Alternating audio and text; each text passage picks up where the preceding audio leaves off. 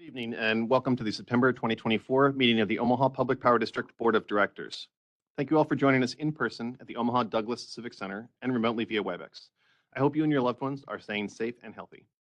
With me in person today are my fellow board members Amanda Bogner, Mike Kavanaugh, Matt Core, Sarah Howard, Janice Mulhoff, Craig Moody, and Mary Spurgeon. We also have President and CEO Javier Fernandez, Steve Bruckner, our General Counsel with the Fraser Stryker Law Firm, and members of our board meeting staff. OPPD's executive leadership team and subject matter experts are also participating in today's meeting in person and remotely via WebEx. Additionally, we currently have, looks like about 5 members of the public in person at the Civic Center, and we have 14 attendees on WebEx, consisting of OPPD employees and members of the public. Thank you all for joining us. I will now ask a member of OPPD's physical security team to provide the safety briefing for our location and for Javier Fernandez to provide other safety reminders. Good evening, everyone. We'll start with a quick safety briefing. As always, we will use the exits on either side of the room in case of an emergency. If there's severe weather, we'll use those same stairwells and follow the deputy's directions into the parking area where we'll take shelter. There are first aid and fire suppression materials at those same exits, and we also have additional materials in the back. So if anybody needs any assistance during the meeting, please let an OPPD official know, and we'll get you help as quickly as possible. Also, watch out for any types of trips or falls. And the weather seems like it'll be good, but it is pretty warm, so stay hydrated right now, and hopefully we'll get some good weather here coming down the road. So with that, I'll turn it over to the president. Thank you. Thank you, Josh. Really quick, we talked about culture of respect on Tuesday, part of a pillar of psychological safety. We talk about psychological safety a lot at OPPD, and part of it is so that we have all of our employees, our partners have the mindset of being able to speak up when things don't look right, when we have the need to talk about different issues. This is especially important for our people out on the field. If you don't feel safe, if you don't feel comfortable, stop the work. You are entitled and empowered to do that regardless of where you sit in the organization. On Tuesday, I focused on the pillar of respect as a essential ingredient for psychological safety. When you come to the table to discuss any type of topic, especially those where we disagree, having a mutual understanding of respect is incredibly important. I also emphasize the topic of cybersecurity as always important to be aware, to be out on the lookout for suspicious emails, QR codes, you name it. In this world where we're seeing the unthinkable happen across the globe with pagers and things like that. It's just another reminder of how important it is for us to keep our eyes open on physical and cybersecurity as well. Next slide, please. Our safety focus for September, seasonal safety. It's hard to believe when it's so nice outside, but we are getting into the time of the year when temperatures will start swinging from very hot to very cold with lots of moisture in the air. So hazards that come in with the fall and fall activities, slips, trips, and falls are important and important for us to also be out on the lookout for animal encounters as we see deer migrating and changing locations. Important for us to be on the lookout for that. High energy hazards and direct controls. I talked about that on Tuesday as well. High energy hazards are those with enough energy or force to cause a serious injury or fatality. We normally refer to these as electrocution. It's a high energy hazard. We have a lot of direct controls that are measures we can take to prevent or lower the probability of these incidents to occur. But it's important always, it doesn't matter how seasoned of an employee we have is, always important to observe those hazards because hazards really don't care how many years of experience one has on the job. They'll be always there. And emergency preparedness, again, as we're turning into the fall season and eventually winter, having a plan in place is incredibly important. As I mentioned on Tuesday, and I went home and I did my homework. I started putting in blankets and all the things that I need to have in the trunk of my car, getting ready for the winter. It seems like it's many months away, and it is. But you don't want to wait until you need them to be prepared. That concludes my safety briefing. Great, thanks very much. Now let's run through our guidelines for the conduct of this meeting. This regular board meeting will follow the agenda made available to the public on OPPD.com. This meeting is being conducted in person with WebEx conferencing and is being recorded. Our board meetings have public comment periods on the agenda. Comments made by all parties during the meeting are part of the official public record. After the introduction of action items, board members will ask clarifying questions from staff, and then I will ask for public comment. After public comment, the board will conduct its discussion of the matter and then vote. Also, before we adjourn, there will be an opportunity to comment on any other matters of district business. We will take comments in the room first and then via WebEx. For in-person attendees, if you wish to make a comment, please line up behind the microphone in the center of the room. Please state your name, address, and the name of any organization or person you represent. Each individual will be allotted 3 minutes per matter pending. To assist you, we will use the timer that is in the room. Ms. Lane will signal when you have 30 seconds remaining, as well as when time is up. If you have written materials, please deliver them to Ms. Lane. For WebEx attendees, if you wish to make a comment, please send the meeting host a message using the chat feature or utilize the hand raise feature. Detailed instructions can be found on the OPPD website at the link shown on the screen. When I call on a member of the public to speak, please affirm that we can hear you before commencing with your comments. Please state your name, address, and the name of any organization or person you represent. Each individual will be allotted 3 minutes per matter pending. To assist you, we will use the timer that is on screen and signal when you have 30 seconds remaining, as well as when time is up. If you have written materials, please deliver them to corporatesecretary@oppd.com, and they will be received on our behalf. For all attendees, please direct your comments to me. I will either respond to you directly or defer response to another board member or officer of the district. The board values and welcomes civil, respectful, clear, and concise communication from the public. During public comments, speakers should refrain from repetitious, profane, or irrelevant comments. Speakers shall refrain from pulling the board, as such vote is not on the agenda and is prohibited by law. Ms. Lane, will you please take the roll call? Director Bogner. Here. Director Kavanaugh. Here. Director Core. Here. Director Howard. Here. Director Mulhall. Here. Director Moody. Here. Director Spurgeon. Here. Director Williams. Here. Notice of the time and place of this meeting was publicized by notifying the area news media, by publicizing same in the Omaha World Herald, OPPD outlets newsletter, oppd.com, and social media, by displaying such notice on the arcade level of Energy Plaza, and by emailing such notice to each of the district's directors on September 13, 2024. A copy of the proposed agenda for this meeting has been maintained on a current basis and is readily available for public inspection in the office of the district's corporate secretary. Additionally, a copy of the Open Meetings Act is available for inspection on oppd.com and in this meeting room. The consent agenda action items are as follows. Approval of the July 2024 financial report, August 2024 meeting minutes, August 2024 board governance workshop minutes, and the September 19, 2024 agenda. Item 7, SD10 ethics monitoring report, resolution number 6658. Item 8, 2025 board meeting schedule, resolution number 6659. Item 9, acquisition of land rights for utility operations infrastructure projects, Q Street widening from 192nd Street to 204th Street, resolution number 6660. Item 10, FERC transmission tariff formula change, resolution number 6661. 6661.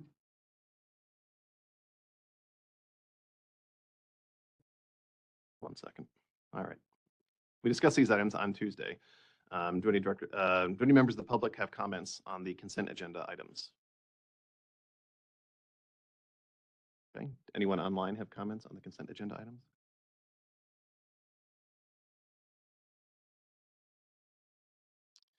There are no corrections, changes, or additions to the consent agenda. I need a motion and a second to approve the items. So move. Second. Roll call. Director Bogner? Yes. Director Kavanaugh? Yes. Director Core? Yes. Director Howard? Yes.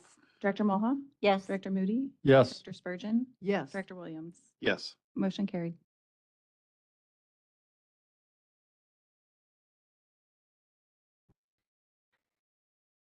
The board discussion action item today is item 11, SD9 Integrated System Planning Monitoring Report, resolution number 6662. Now therefore be it resolved that the Board of Directors accepts the monitoring report for SD9 Integrated System Planning in the form as set forth on Exhibit A, attached hereto and made a part hereof, and finds OPPD to be sufficiently in compliance with the policy as stated. Motion to approve? Second. Okay, colleagues, I thought before we dig into this, I'd just take a moment for the public to summarize what it is that we're doing with respect to monitoring reports. So as a reminder, we have a suite of 15 strategic directives that really, the way that I describe it, are the board's way of communicating to Javier and his team. This is the direction that we want the utility to go. They cover all manner of topics, And they fit typically together quite nicely and provide a really nice touch point for the board to come together and map out where we want to go. On an annual basis, the district is required to report back to the board what it's doing to comply with that particular strategic directive, and then the board votes to determine as to whether or not the district is in fact sufficiently compliant with that particular strategic directive. So that's what we're doing today with Strategic Directive 9. We also reviewed Strategic Directive 10, and that was approved in the consent agenda. But for this one, I think Director Williams made the right call and suggested that we actually have a conversation about it today.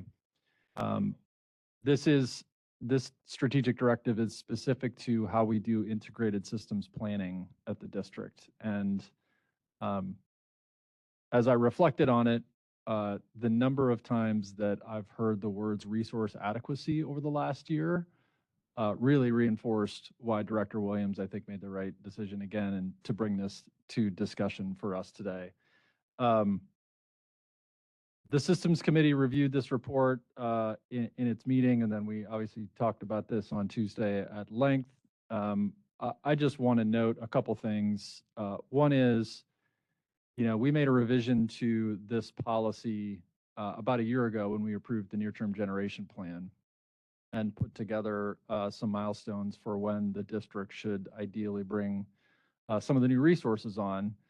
And I think it's fair to say that we were all quite pleased to see the tables in front of you now. We were all quite pleased to see that in many cases we were either ahead of schedule or right on schedule. And in this industry, especially at this time, that doesn't happen often. Or I shouldn't say that, but it's getting harder and harder to do. Let's put it that way. So the fact that the team has worked so diligently to move so many things forward at a time when it's increasingly difficult and the headwinds are stronger and stronger, for me was a real moment of pride in the organization and those folks that do that work. So I'm not going to go into any other detail. I'll just simply say that, for me, as the Systems Committee reviewed this particular strategic directive in the monitoring report, it was a really nice reflection on all the work that's happened. Again, I think the board did a nice job of thinking about the progress that's been made, and then, with an eye towards the future for some of the work that's still in front of us. I'll rest. Do any directors have clarifying questions from staff related to the SD9 monitoring report? Seeing none, do any members of the public in the room have comments on the SD9 monitoring report?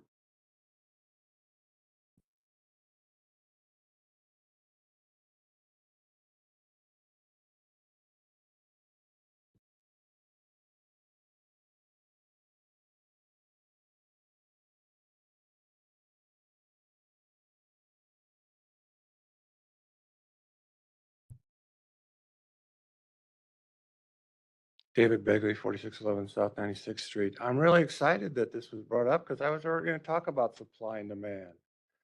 I have a little news. I mean, I see you're counting on a whole bunch of renewable power. Knox County Solar was rejected last night or yesterday, not at night.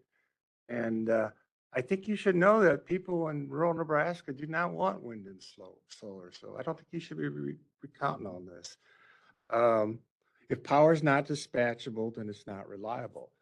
So I've told you many times, you've got a statutory duty for reliable power. And I learned yesterday in Knox County that North Central rural power, people who irrigate, they can't get any power at night, 10 to midnight.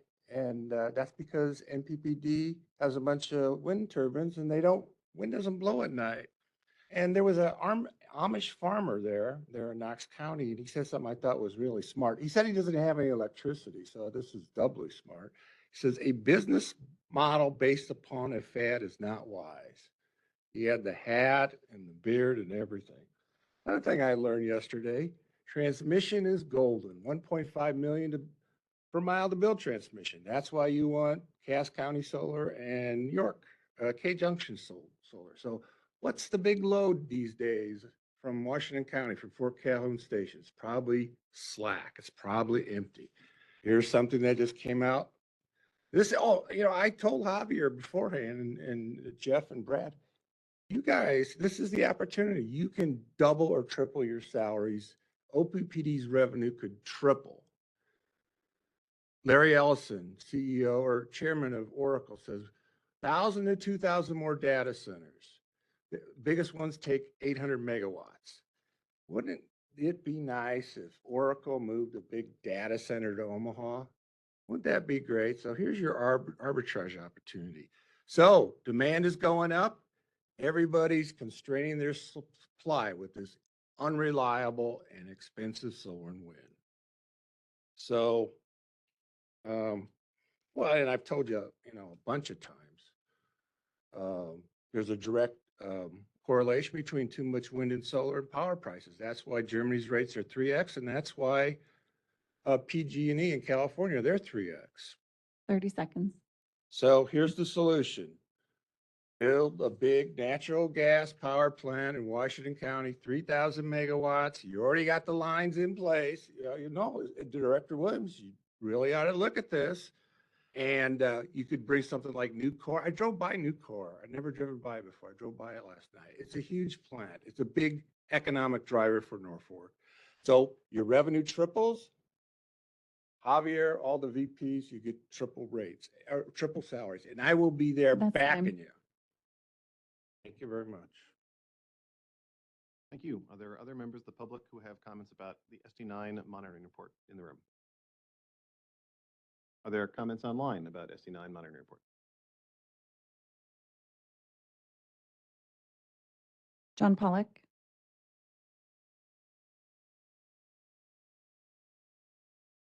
John Pollock, 1412 North 35th Street, Omaha. I do have a couple comments. One is that the wind at the surface, it should be noted, does not blow as strongly at night, but because there is often a shallow inversion in the central plains, it very often is the case that there is additional wind power at night compared to the day. It's a phenomenon we call the low-level jet. I just wanted to read an excerpt from an article that appeared yesterday in the Wall Street Journal. It was about the ability to hit the ability to supply electricity during high-demand situations. This is just a direct quote. States such as California and Texas that in recent years have bet big on renewable energy and battery storage easily met electricity demand even as residents crank their air conditioning. Further down in the article, as extreme heat blanketed much of the West this summer, regional power demand reached a record high of nearly 168,000 megawatts on July 10th. Yet California, which has historically imported large amounts of electricity from other states during heat waves, had surplus to send elsewhere. We were actually in a position to reliably meet load inside California and export quite a bit of energy outside of California to other parts of the West that were really experiencing very, very extreme conditions, said Elliot Mainzer, Chief Executive of the California Independent System Operator. So I would say that OPPD is on the right track in adding renewable energy, and as utility scale battery storage continues to decline in price, that this could be part of ensuring your reliability in the future as you add renewables to your portfolio. Thank you. Thank you. Are there additional comments online?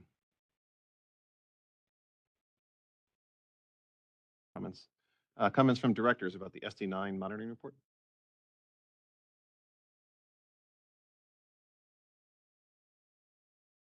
So I was just thinking about this SD9 integrated system planning and looking through all of the bullets that were met and exceeded. It really looks like this touches almost every employee in the district, from planning, generation, transmission, markets, public engagement, and finance. This was a real team effort, and I would acknowledge that and thank everyone who had a finger on that work. This not only addresses current needs and growth, but also looks to the future. And I think that that the team has done a really good job to look towards 2030 and beyond for the needs to meet our resource needs. Given that severe weather is becoming more and more frequent, this becomes even more difficult. And again, kudos to everyone who did this work in the midst of 6 or 7 natural weather events that caused us that detracted from this work, but the work went on. And I really appreciate that. Also, the federal, regional, and local requirements that we had to meet to get there is sometimes daunting. And I know that there are groups within OPPD that are working with agencies above and below us to, and at the state level, to make sure that we're meeting all of the resources that we need to serve people so that when they flip the switch, the lights come on. Thank you, everyone.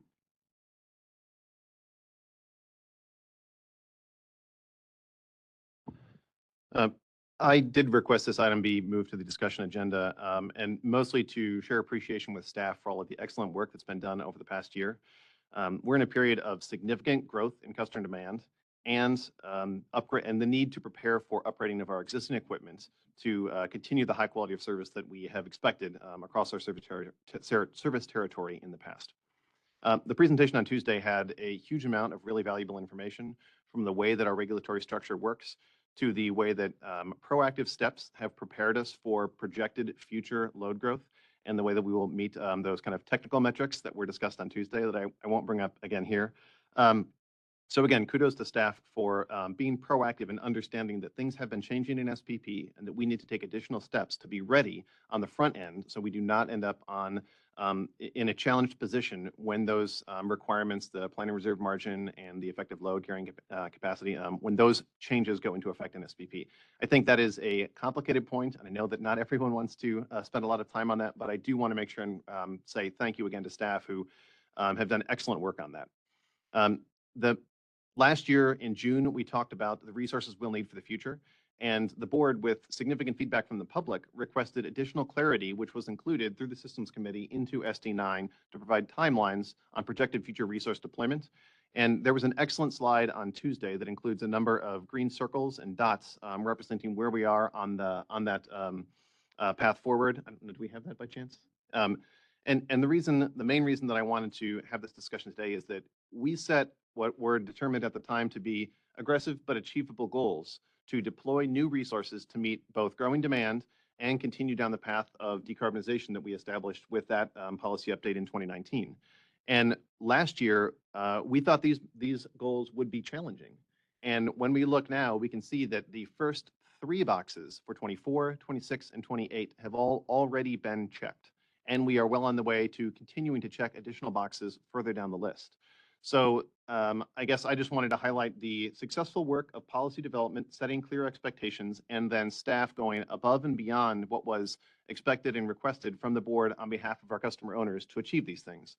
This week alone, we had 2 major announcements about new resources that help to check some of these boxes, with new wind energy and solar energy and collaborations with some of our big customers. And so I can't overstate how appreciative I am of the work that we have done to bring us forward to where we are and prepare us to be successful in the next few years, which is the point of integrated systems planning. And so from the policy updates last year to where we are in this monitoring report now, I am very excited about what has been accomplished and what we will accomplish.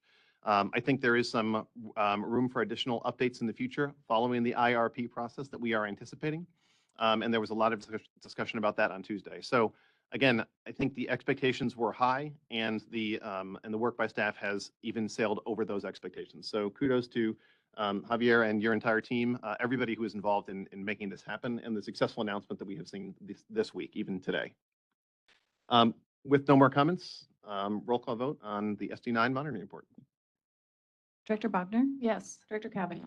Yes. Director Core? Yes. Director Howard? Yes. Director Mulhoff? Yes. Director Moody? Yes. Director Spurgeon? Yes. Director Williams? Yes. Motion carried. Next item on our agenda is the President's Report from Javier Fernandez. Thank you, Chair Williams. And thank you for your words. It really summarizes many, many, many years of work, and it's all coming together at around the same time. I'm going to begin my President's Report, as I usually do, giving a report on our generation fleet, starting with our baseload generation. These are the 4 coal units that we have working today for all of our customer owners. Can we go to the next slide? Oh, well, I'll start narrating while the slide comes in. As you can see, as you will see here momentarily, our Nebraska City units 1 and 2 had capacity factors of 74.6 and 68.9%. Now you can see it on the screen. Healthy status of those 2 units. Nebraska City Unit 1 was available for the entire month of August. Nebraska City 2 almost the entire month. There was one incident where the unit tripped offline at the end of the month due to a failed generation potential transformer. We derated the unit, and the unit came back up a few days later.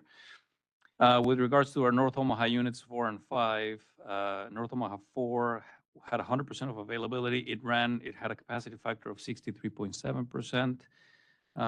And our North Omaha Unit 5 was available most of the month. It did trip due to a generator exciter bus failure at the end of the month. The unit remains offline as of today. That was a failure that lasted more than just a few days. It continues to be offline. We have plans in place. We expect that unit to be back online in the next few weeks.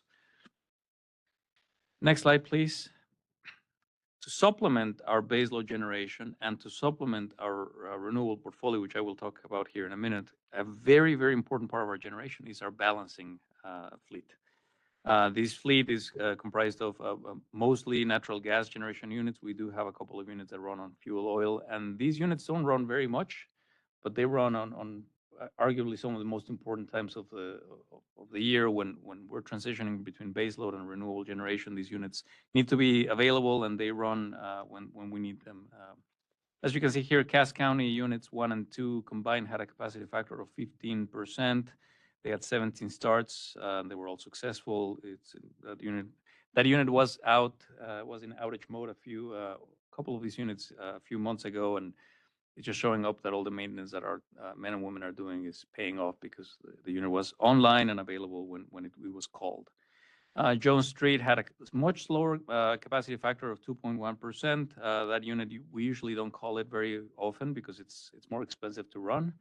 But it just shows that there were times in August when the grid as a whole, not just OPPD, but the Southwest Power Pool called on for all resources, including those units. I'm going to talk about here in a little bit about load and peaks, but August was a very active month where we had constraints in the grid, hot temperatures, and this really explains why our balancing generation was called a little bit more than usual.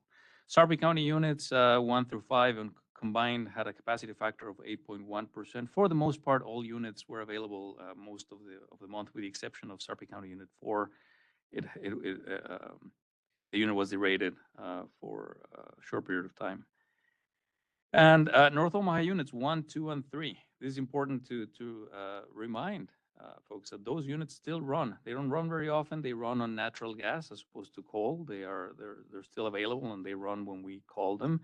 North Omaha Unit 1 turned 70 years old or young in July of this year, and we had a celebration at the station a few weeks ago. But it's important to remind people, this unit is still producing power. It's 70 years old, and it needs to be, at some point, it needs to be replaced. It's still operating. We're maintaining it, but it's important to remind our public the age of our fleet is something that we're paying very close attention to, and we need to, at some point, decommissioning them. And that's part of the plan that we have by 2026, these 3 units to pay our respects and put them to rest as needed.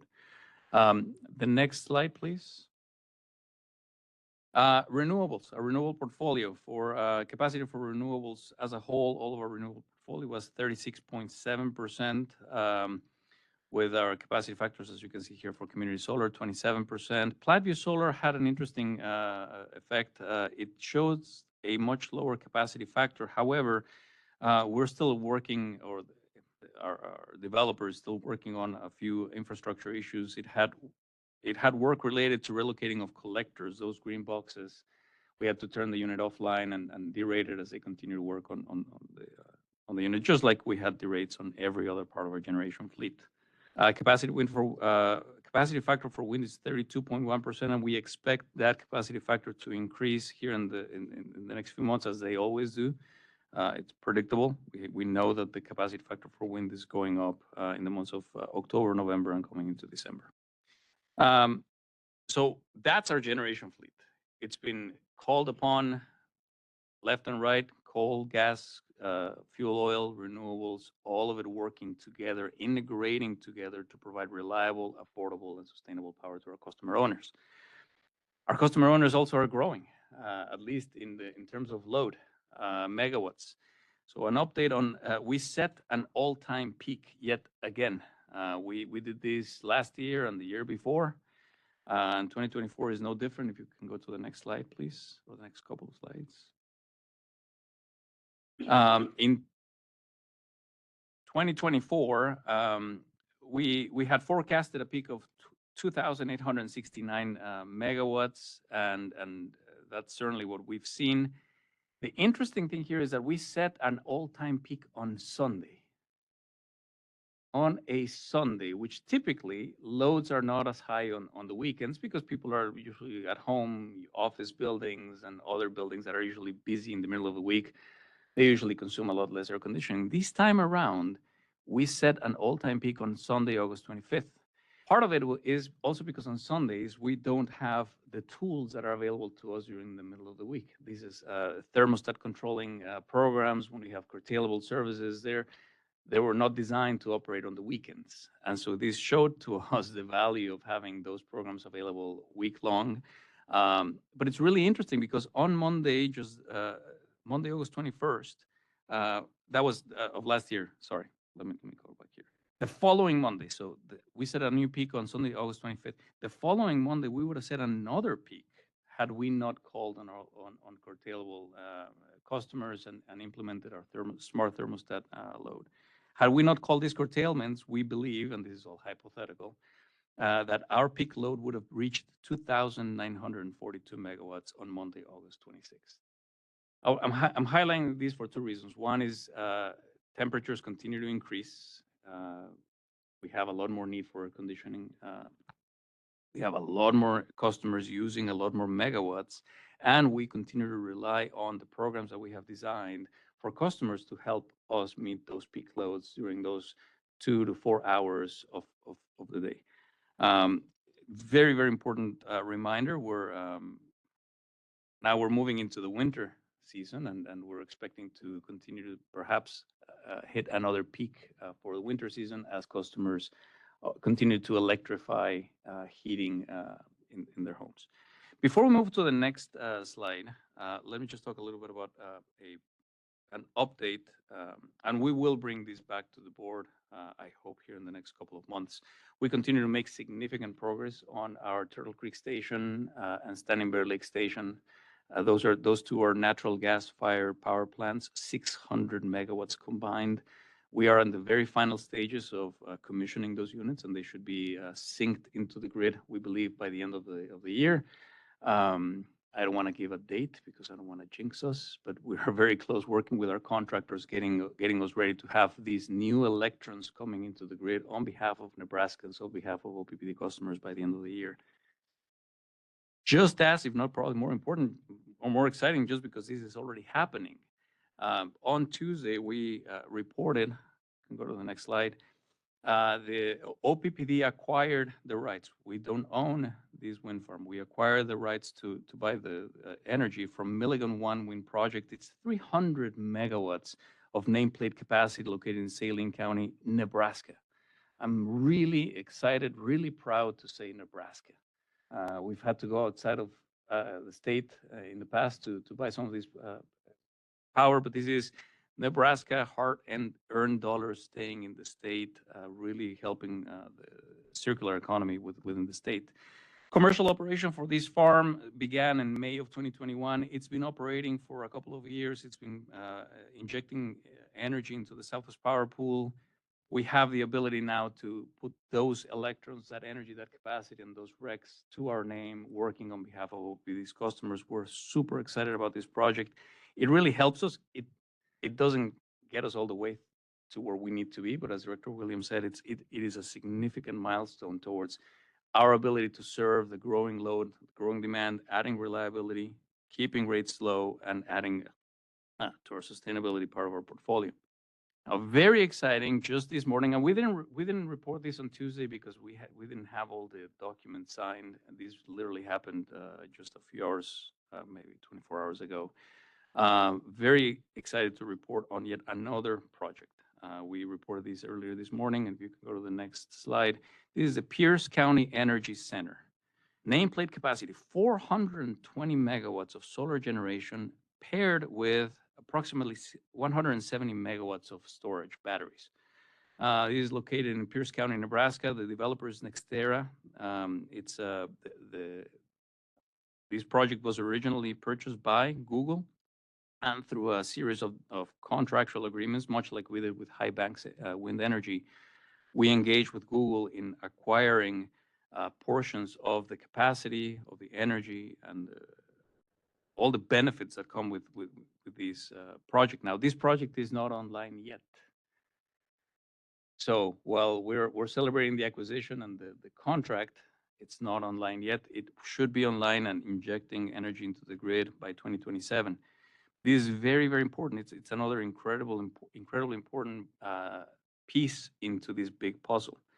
Let me pause here because this is important, very, very important for our customer owners to hear and to, I hope they are proud of the work we're doing. Not counting this project, because this project hasn't been built yet. It's on its way, but it will be energized. Not counting this project, between High Banks Wind Energy that we reported a few months ago, Milligan Wind that I just reported a few minutes ago, Platteview Solar that we had a ribbon cutting ceremony a few months ago, and then the two new natural gas simple cycle turbine stations, Turtle Creek Station and Standing Bear Lake Station. That adds to approximately 1,600 megawatts of nameplate capacity that OPPD is bringing online to the name of our customer owners in 1 year, in 2024. 1,600 megawatts. I couldn't be prouder of the work that we've done. Just to give you an idea, and I have a lot of respect for all the other utilities, and I have very good relationships. No one around here is doing that. The Lincoln Electric system peaks at around 800, a little bit over 800 megawatts. We're bringing 1,600 megawatts online to the name of our customer owners in 1 year. Now, this work started a few years ago. We didn't complete it all in 1 year, but it is incredibly satisfying to see the work, the hard work that we're doing so that we can keep Nebraska open for business, bringing new developments, new work, new investments coming in that generate jobs, that generate economic prosperity for the state. It is incredibly satisfying to me. But we're not done. There's a lot that needs to be done still. We have customers coming in and still requesting even more megawatts than that we're planning on building for. So the journey continues for us, but I am very happy, very proud to report here on all of these accomplishments, because while other utilities are talking about these, OPPD is doing. It's getting these electrons into the grid. Okay. Next topic, smart thermostat enhancements. I just talked about our smart thermostat program and how much it helped us with peak load a few weeks ago in August. We're making more changes, more enhancements to that program to incentivize customers to participate. Renters, for example, previously renters were unable to join the program due to challenges with obtaining a landlord permission, etc. But with our new authorization process, renters can now join the program and save money every year. We have also increased our sign-up and annual incentive amounts of $75 and $20, increasing them to $130 respectively. Our fall Smart Thermostat campaign is featuring an automatic rebate allowing customers to purchase thermostats like Nest, Ecobee, Honeywell, and Sensi at a significant discount. The Pro Install rebate was also implemented to provide customers with an option for installation when they are unable to install the device themselves. The rebate covers 75% of the smart thermostat installation cost, which in most cases will cover the majority of installation process. I was able to install that by myself, and I'm not very handy, so hopefully a lot of people will be able to do that. But if you can't, we will also help with that. Next slide, please. On the community activities, Open Omaha with Omaha by Design, OPPD participated in this really fun event, which highlighted more than 60 of the metro area's fascinating spaces and places. They feature OPPD's Arboretum, where attendees learn tree planting education. I understand that there are a lot of people in this room who participated, and there's some healthy competition in that event. Honoring our community next. This is a tradition, 36 years that we've been doing these. The Swigert Golf Tournament was held September 4th. It is named in memory of the late Warren Swigert, who served on the OPPD Board of Directors and was an active community volunteer and avid golfer. This was a record-setting year at Tiburon Golf Club, both for golfers and money raised.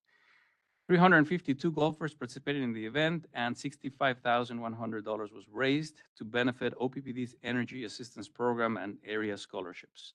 These means that there were $3,000 scholarships that were awarded to students at UNO, Creighton University, Bellevue University, Metro Community College, Southeast Community College, and Northeast Community College. Great event. Our employees, vendors, people have fun, and we raise money for a really good cause. Next slide, please. Volunteering, you can see here a few pictures, and they're just a few pictures. There were many other groups doing a lot more volunteering work in our communities. The executive administrative team organized donations at Release Inc. You can see on the right side of the page, the finance team volunteered at the food bank. They filled 880 bags for the backpack program, which provides food for students to take home over the weekend. This is something important for OPPD employees, as part of what we do is purpose. The purpose of serving our community by providing electric power. And this is a way for them to connect with the people that we're serving and really help with volunteering hours. Next slide, please. The Metropolitan Community College Sustainability Boot Camp. OPPD, once again, we were a proud sponsor of the 4-week sustainability camp at MCC Yates Illuminates campus. Students enjoyed experiential learning about hydroponic gardening, composting, and culinary skills, how to make a windmill, and solar-powered cars, and more. The tours involved trips to the OPPD Arboretum, residential solar ground mount installation, our community solar facility in Fort Calhoun, the Kiewit Luminarium, and Hillside Solutions composting site. The camp culminated with a certificate ceremony and demonstrations by the students to staff, sponsors, and parents. And this is part of our efforts to promote STEM education. Careers in science, technology are incredibly important. We need to continue to prepare the workforce for the future to help either working with OPPD or being our customer owners. Our last slide is, as always, we take the opportunity to remember those who we've lost in the line of duty serving our customer owners. In this case is Arthur Peckheiser, lineman who perished on February 25, 1948. Perished from injuries sustained in a 35-foot fall when the pole he and a co-worker were on broke off near the base. The co-worker, Bert Christensen, was hospitalized with several fractures. They were working in Herman, Nebraska at the time. He was 49 years old at the time of his death. He was survived by his wife, Velma, daughters Constance and Laura Jean, and his son, Raymond. And that concludes my presence report. Thanks very much. And I appreciate you highlighting the new projects that go to the SD9 monitoring report that we talked about earlier, because that's some of that great work that, thank you for. The last item on the agenda is an opportunity for public comment. On Tuesday, we discussed SD7, and I would like to point out to everyone, I was alerted by staff that the SD7 language is now posted on oppdcommunityconnect.com, and so you can comment online now for that period between now and the board meeting next month. That is posted now online, so you can provide comments there. and we can provide comments here in the room. Are there people in the room who have comments on other matters of district business?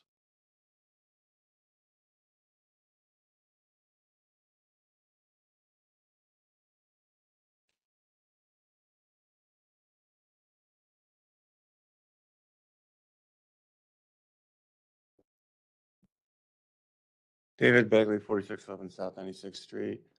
I'm sure you all enjoyed your Best and the Brightest. Great book, Learn About Groupthink. And when I was thinking about that today, General George Marshall won the World War II Secretary of State, Secretary of Defense, won the Nobel Peace Prize. Great man. He used to ask himself, what if I am wrong? I think this board, you should ask yourselves, what if you're wrong about all this net zero business? You know, Javier said 1,600 megawatts of, he said it was reliable. I wish he wouldn't say that, Javier, because it's not dispatchable. You know that. So, you know, part of what I'm doing here is OPP. Well, I want to see Omaha succeed. I want to see the state of Nebraska succeed. You can drive a lot of economic growth if you build low cost and reliable power. And that's what I'm talking about with those nat gas generators up in Washington County, where you already got the big lines coming out of Fort Calhoun Station. You know, Northern Virginia, top area for data centers. Why Northern Virginia? Why not us? Why not Nebraska? You know, revenue OPPD goes up, Javier gets paid more. I'm all for that. VPs get paid more. It's a great thing. You can add jobs to the Omaha area. You can help us grow. What if we had a big Nucor steel plant in Omaha? Man, that would be great. So anyway, I sent the board a little email, and you know, July 31st was a big disaster. So this resolution, board directs management, Greater Omaha Resiliency Initiative. Come up with a plan, harden infrastructure. Lisa gets a hold of that, goes out to the press. Oh, by the way, Julie, I really wish you would write about this economic opportunity with reliable power. More data centers, big steel plants, whatever. But so, you know, everybody will feel good. OPPD, you know, OPPD cares. We're going to make power reliable. We're going to spend more on hardening infrastructure.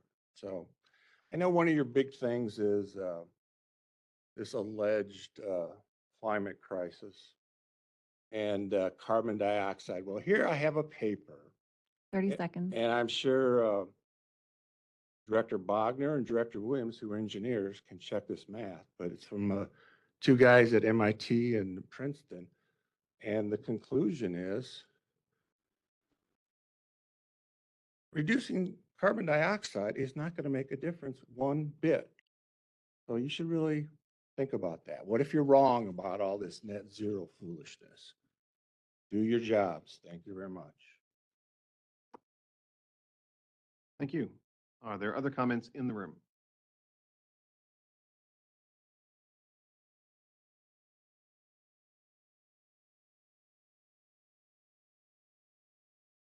Good afternoon. My name is Mary Peck. Address is 8125 Parkview Boulevard, La Vista.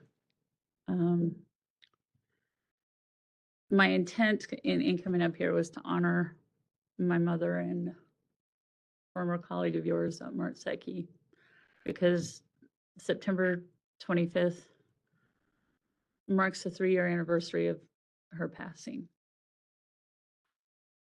And I want to honor the memory, and I want to honor the legacy that goes behind that. And my mother was from Panama, and it's also National Hispanic Month. So I want to take note on that. I brought a couple of books. My mom's favorite book was Robert's Rule of Order. She was on many board members, participated in many board meetings, and I did as well. So I understand the responsibility, dedication that comes with representing the work that you do. And I want to acknowledge that.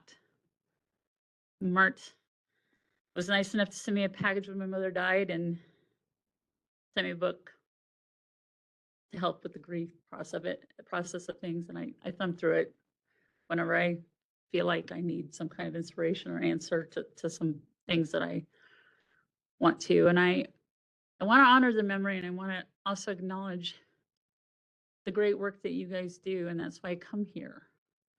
And even though I may have had some time working with you guys as an independent contractor through a different organization, people don't realize the work and the time and the effort that you put into it and the sacrifices that you make with your own family, and that you do take the time to balance all the information presented, the good and the bad. And sometimes you have to make hard decisions that not everybody agrees with, but it's all for the greater good.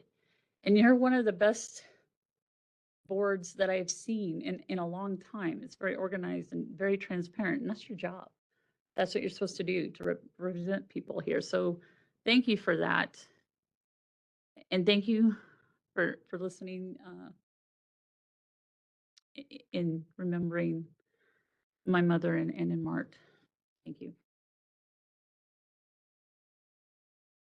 Thank you. My name is Connie Remkus, and my address is 5027 South 178th Street, Omaha, Nebraska.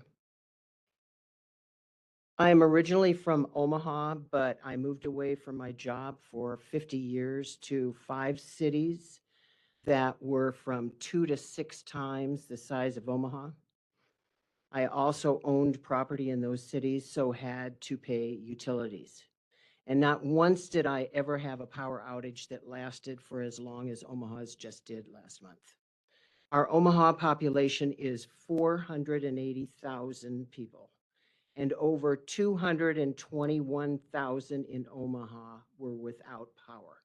That is over 50% of your customers that you promised reliable service. Your mission statement is to provide affordable and reliable services to your customers. You are not making the correct decisions for the money that we pay you to work for us. 80 to 90% of our Omaha voting population, and also the voting population of all of Nebraska, is conservative. That is the voting opinion of your customers. 80 to 90% of decisions that you make should be conservative and not progressive. Unfortunately, the salary that we pay you puts each of you into the 10% of the voting public that is not conservative any longer, and also not of the common customers of this city. In my neighborhood of Southwest Omaha, supposedly all electricity is underground and should not be affected by wind. So somehow I'm still without power for 4 days because of decisions down the line that were made to not keep up on problems in inventories or whatever the excuse is. These are the questions that 50% of Omaha asked while we were without power, air conditioning, lights, computers for days at a time. Couldn't better decisions have been made to not hurt so many people? 50% of Omaha. Coal, gas, oil, and nuclear are reliable and inexpensive. And that does not include solar and wind, which 30 are seconds. ridiculous. Finally, I would like to ask about the service charge that is charged every single month. What service am I paying for in that service charge that is not included in the high bill that I'm paying already?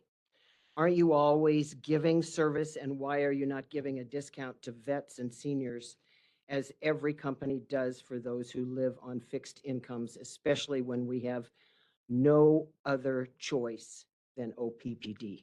Thank you for your time. Thank you for your comments. And if you would like more information about maybe the billing questions, I do think someone from staff would be able to help you with that after the meeting. Appreciate your comments. Are there additional comments in the room? Are there comments online? Kenneth Winston.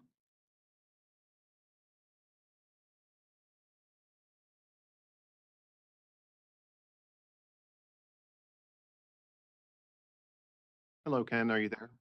Hello, can you hear me? Yes, we can. Please go ahead. Okay, thank you. My name is Ken Winston. I'm appearing on behalf of Nebraska Interfaith Power and Light and the Nebraska Sierra Club. Thank you for the opportunity to speak with you today. I wanted to offer my congratulations on the new renewable energy contracts that Chair that your CEO talked about during his presentation, and think that's very impressive, and want to offer my sincere congratulations. Most of my comments are going to be about SD7, and I just now saw the new draft, so I may want to look at that in more detail. So it's mostly going off the draft that was presented on Tuesday. First of all, thank you for including environmental justice in the draft that's been presented. There are aspects of both generating and distributing electric power and the causes and effects of climate change, which have disproportionately negative impacts on certain communities. Environmental justice is widely recognized by many agencies and organizations, including the EPA and the American Public Power Association. OPPD's own maps demonstrate that the community with the greatest energy burden is the North Omaha area. It's also the area with the largest number of environmental health hazards, including emissions from the North Omaha coal plant, and there are corresponding health impacts on members of that community. We believe that environmental justice should be considered an opportunity.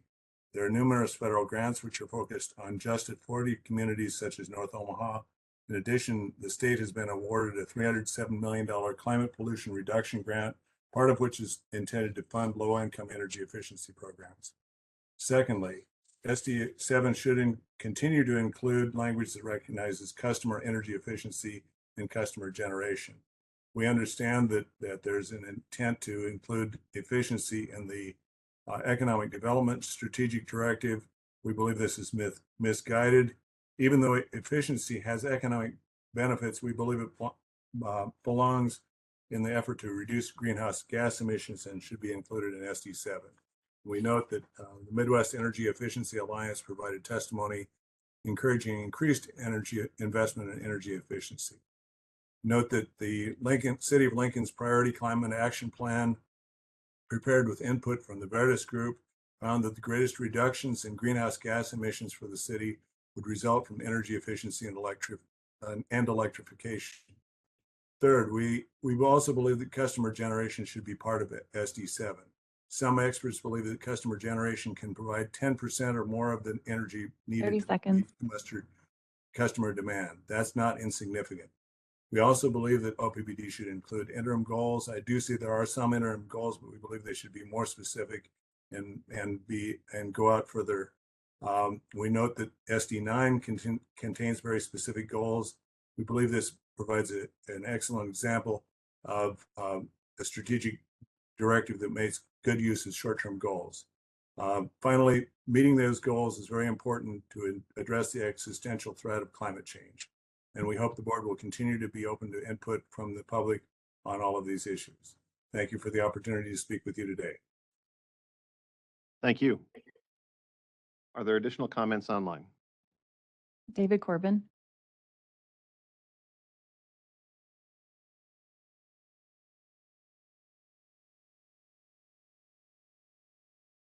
Can you hear me? Yes, we can. Please go ahead. Thank you. David Corbin, 1002 North 49th Street, representing the Missouri Valley Group Sierra Club. I made comments at the all committee meeting, so I won't repeat those. And I've submitted written comments. But generally, I appreciate all the work and the praise that you gave on SD9 and all the work that's behind that. I wish that I could say the same about SD7. SD9 has very specific measurable goals. SD7 does not. I don't understand why. There are many other utilities that have included energy efficiency, distributed energy, other EVs that are bi-directional, and I realize that all of that you had mentioned in the committee meeting that you don't know what the future has and what will happen.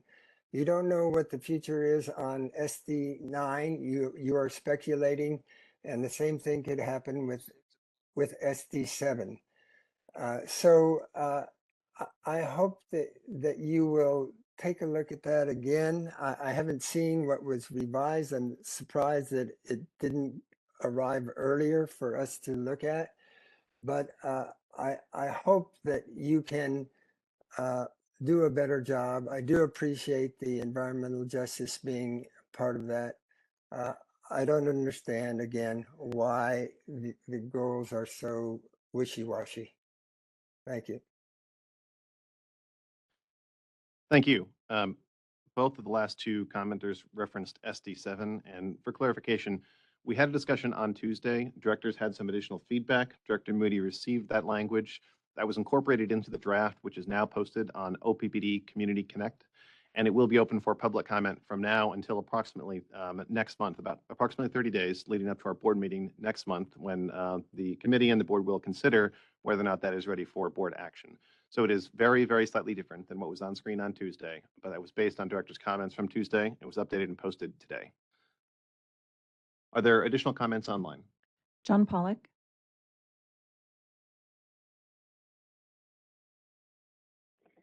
John Pollock, 1412 North 35th Street, Omaha. I'm going to just do weather here and reserve my SB7 comments for later. We are entering our fall transition, and although it doesn't feel like it today, we're going to have a drastic shift right at equinox, where we'll be talking about highs in the 60s for a couple of days and rain, possibly heavy. We are getting some tropical moisture coming in from the south, and a very strong weather system coming out of the west. This time of year, we see a strengthening jet stream, mostly up in Canada. However, loops can break off and form eddies, and the weather models have a lot of trouble determining when and where that's going to happen. So what we have is an overall still mild pattern for September, early October. Of course, though, if we do end up in one of those loops that brings colder air down from the north, increasing chill, and we do also have a record of occasionally generating severe weather well into October. In fact, the winter months are no longer safe the way they used to be, but we've had some fairly significant tornado outbreaks in October. Within the last 10 or 15 years, we had one. So it's, I know you folks stay alert, and you need to, although the overall weather pattern looks benign for the most part for the next month. Averages are deceiving. Thank you. Thank you. Are there additional comments online? Ryan Wishart.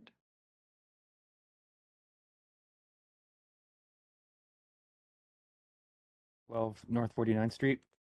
I want to echo earlier comments that I'm very pleased to hear about the new announcements of additional renewables, battery and storage. There was a report this past week, September 12th, from ICF on surging demand from mainly data centers, that they're expecting to have a significant upward pressure on consumer electrical bills through its impact on the wholesale markets. So OPPD bringing those resources within the utility is going to help insulate consumers here from that wholesale energy price pressure. Regarding the announced proposed language for SD7, I'm also very glad to see the additions around environmental justice. And I would suggest that some minor edits be made to more clearly define environmental justice as, and the pursuit of environmental justice as part of environmental performance, so that the utilities' efforts in steps towards that would become part of regular reporting along with other aspects of environmental performance. Thank you. Thank you. Are there additional comments online?